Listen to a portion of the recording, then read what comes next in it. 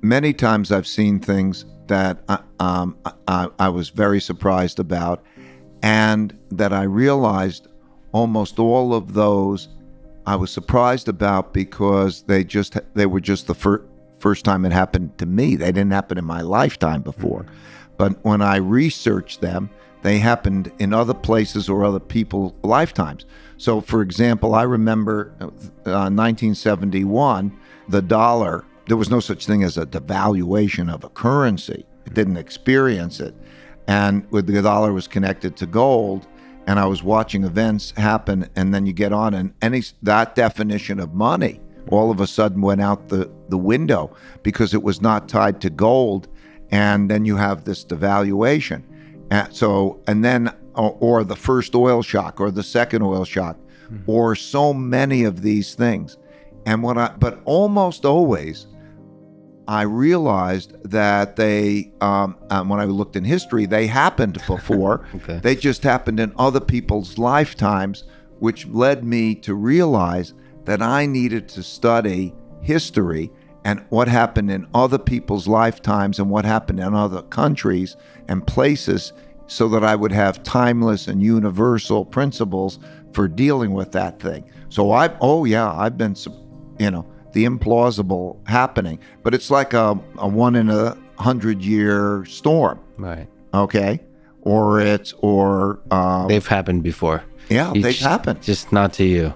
Let me talk about, if we could, about AI a little bit. So we've, Bridgewater Associates manage about $160 billion in assets. And our artificial intelligence systems, algorithms, are pretty good with data. What role in the future do you see AI play in analysis and decision making in this kind of data-rich and impactful area of investment? I'm going to answer that not only in investment, but I give a more all-encompassing rule for AI. As I think you know, for the last 25 years, we have taken our thinking and put them in algorithms, and so we make decisions.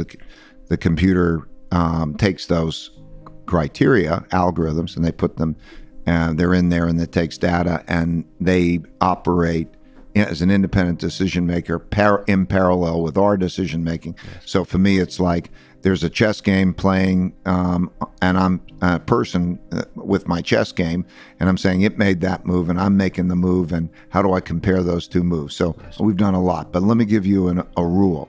If the future can be different from the past, and you don't have deep understanding,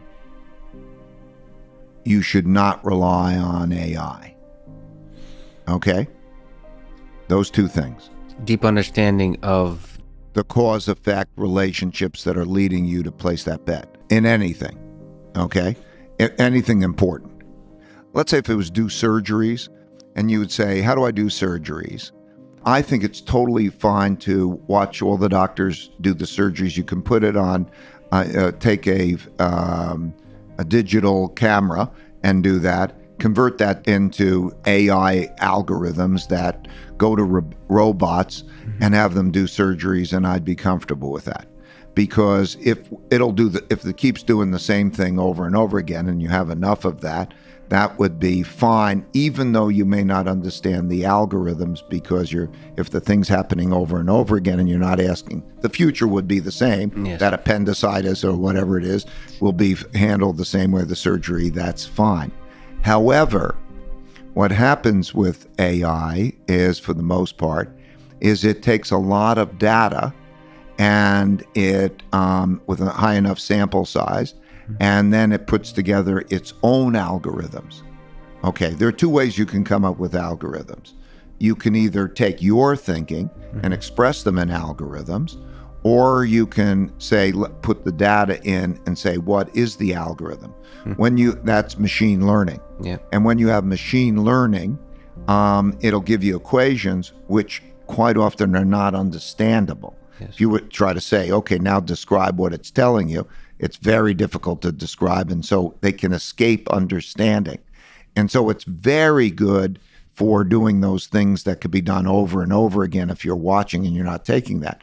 But if the future is different from the past, and you have that, then if the future is different from the past and you don't have deep understanding, you're going to get in trouble. And so that's the main thing. As far as AI is concerned, AI and let's say computer replications of thinking in various ways, I think it's particularly good for processing. But the notion of what you want to do is better most of the time determined by the human mind. What are the principles? Like, okay, how should I raise my children? It's going to be a long time before AI, you're going to say it has a good enough judgment to do that. Who should I marry? All of those things. Maybe you can get the computer to help you, but if you just took data and do machine learning, it's not going to find it. If you were to then take what are my criteria for any of those questions, and then say put them into an algorithm, and you'd be a lot better off than if you took AI to do it. But by and large, the mind should be used for inventing and those creative things, and then the computer should be used for processing, because it could process a lot more information, a lot faster, a lot more accurately, and a lot less emotionally. So any notion of thinking in the form of processing type thinking should be done by a computer, and anything that is in the notion of doing that other type of thinking should be operating with the brain, operating in a way where, you can say, that makes sense. The process of reducing your understanding down to principles is kind of like the process, the first one you mentioned, type of AI algorithm, where you're encoding your expertise. You're trying to write a program. The human is trying to write a program. How do you think that's attainable? The process of reducing principles to a computer program, or when you think about principles, is there still a human element that's not reducible to an algorithm? My experience has been that almost all things, including those things that I thought were pretty much impossible to express, I've been able to express in algorithms, but that doesn't constitute all things. So you can express far more than you can imagine you'll be able to express. So I use the example of, okay, it's not how do you raise your children? Okay, you will be able to take it one piece by piece. Okay, at what age, what school, and the way to do that in my experience, is to take that, and when you're in the moment of making a decision, or just past making a decision, to take the time and to write down your criteria for making that decision in words. Okay, that way you'll get your principles down on paper.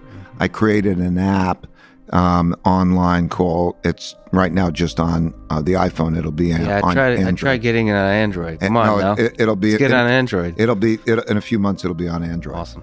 But it has an app in there that helps people write down their own principles, because this is very powerful. So when you're in that moment where you're thinking about it, and you're thinking your criteria for, choosing the school for your child or whatever that might be, and you write down your criteria or whatever they are, those principles, you write down, and that will at that moment make you articulate your principles in a very valuable way.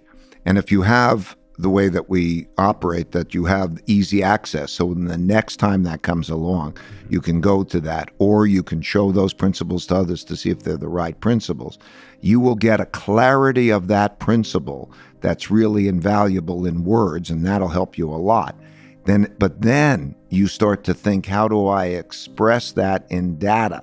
And it'll shock you about how you can do that. You'll form an equation that will show the relationship between these particular parts, and then essentially the variables that are going to go into that particular equation, and you will be able to do that. And you take that little piece and you put it into the computer.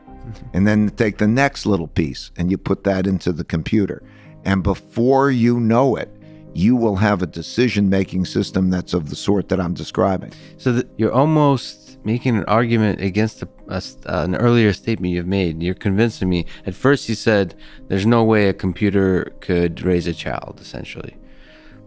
But now you've described and making me think of it. If you have that kind of idea, meritocracy, you have this rigorous approach that Bridgewater takes with investment and apply it to raising a child.